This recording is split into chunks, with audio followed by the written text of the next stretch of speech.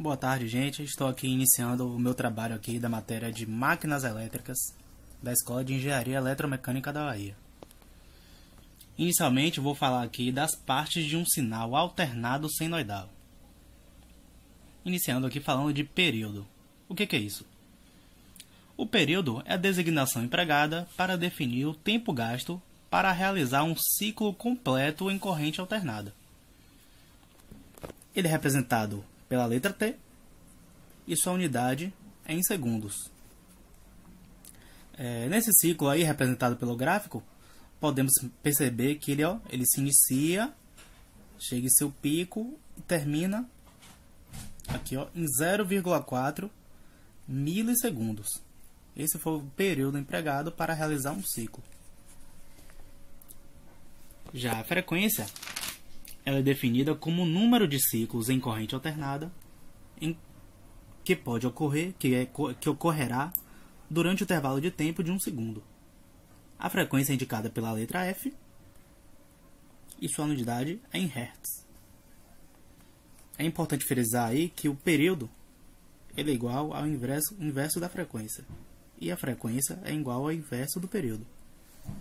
Por exemplo, se tivermos num ciclo uma frequência de 0,2 Hz, como é que vamos poder calcular o período?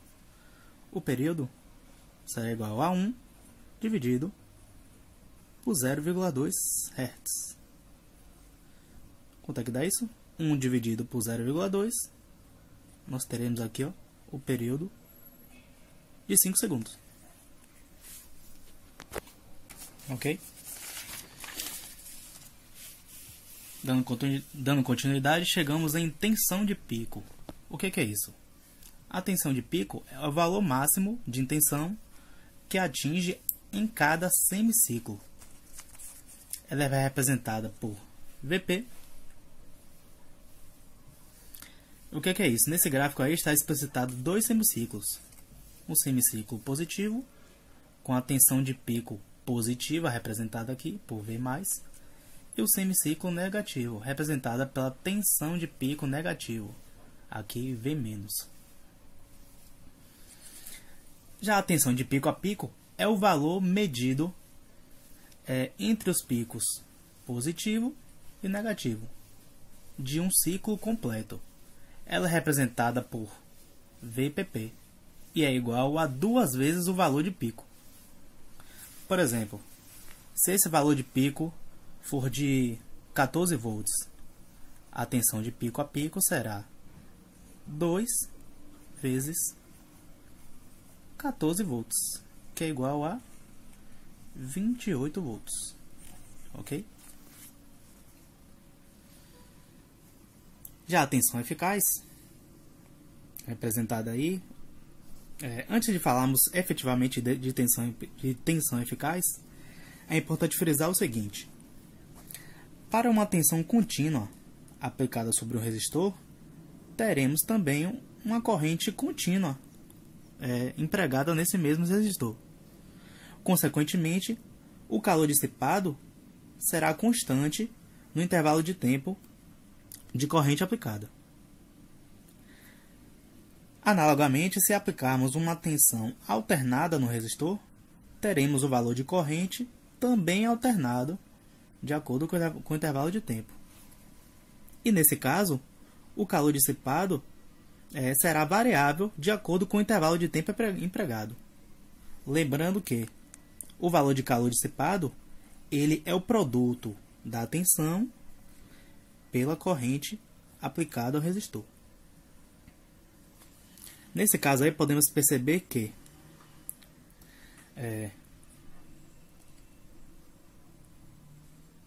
quando o valor de calor dissipado é máximo, nós temos aqui o valor de tensão máxima e o valor de corrente também máximo. Quando esse valor de tensão é nulo, o valor de corrente também é nulo e, consequentemente, não há calor dissipado. Agora vamos lá para a tensão eficaz. O que é isso? A tensão eficaz é definida pela tensão que deveria ter sido aplicada ao resistor em corrente contínua, de forma a produzir a mesma dissipação em corrente alternada. Vamos lá com um exemplo, dá para entender melhor. O valor de tensão eficaz é igual aqui o valor de pico dividido por raiz de 2. Nesse exemplo aí, se tivéssemos o valor de pico, por exemplo, igual aqui, ó, 14,14 volts. Para calcularmos a tensão eficaz, nós iríamos dividir esse valor de tensão de pico por raiz de 2. Utilizando a calculadora aí, nós vamos obter esse valor aqui de 10 volts. O que é isso? O que é que isso representa? Quer dizer que numa corrente alternada, se o valor de pico for de 14,14 volts, quer dizer que para produzir, quer dizer que para essa mesma quantidade de calor dissipada em corrente contínua, nós precisaríamos empregar somente 10 volts e não 14,14 em corrente alternada. Ok? Dando continuidade ao estudo do sistema trifásico, vamos falar aí sobre fases e neutro. O termo neutro, ou terra, designa o condutor que está ao mesmo potencial elétrico que o da Terra, ou seja, não há diferença de potencial entre ele e a Terra. O termo fase designa o condutor no qual o potencial elétrico em relação à Terra é variável, ou seja, entre o fase e a Terra encontramos uma diferença de potencial elétrico variável no tempo. Um voltímetro com uma das ponteiras aterrada acusará uma diferença de potencial elétrico quando a outra ponteira estiver em contato com a fase, e registrará um valor nulo quando a outra ponteira estiver em contato com o neutro. Num sistema trifásico, temos 3 tensões de fase e 3 tensões de linha, que estão diretamente relacionadas, a depender do esquema de ligação adotado. Neste tipo de sistema, as tensões de fase estão defasadas entre si 120 graus, é o que representamos aqui nesse desenho. A seguir apresentarei aqui a relação entre as tensões de fase e de linha, no caso da existência da referência do neutro.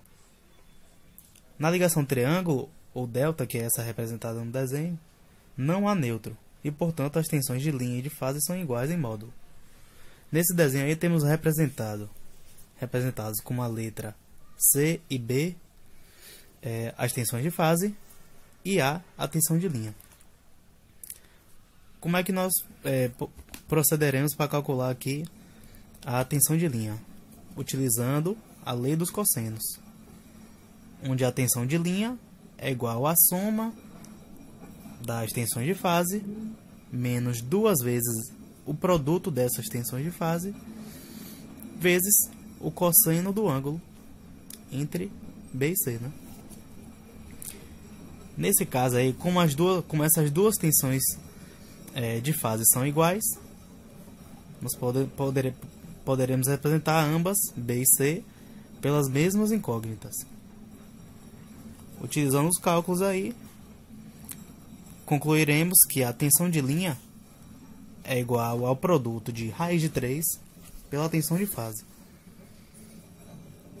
Por exemplo, se tivermos uma tensão de fase de 127 volts, como calcularemos a tensão de linha? Essa tensão de linha será igual a raiz de 3 vezes 127 volts, que é aquela tensão que chega na nossa tomada de casa, né? E esse resultado é igual a 220 volts. Ok? Obrigado.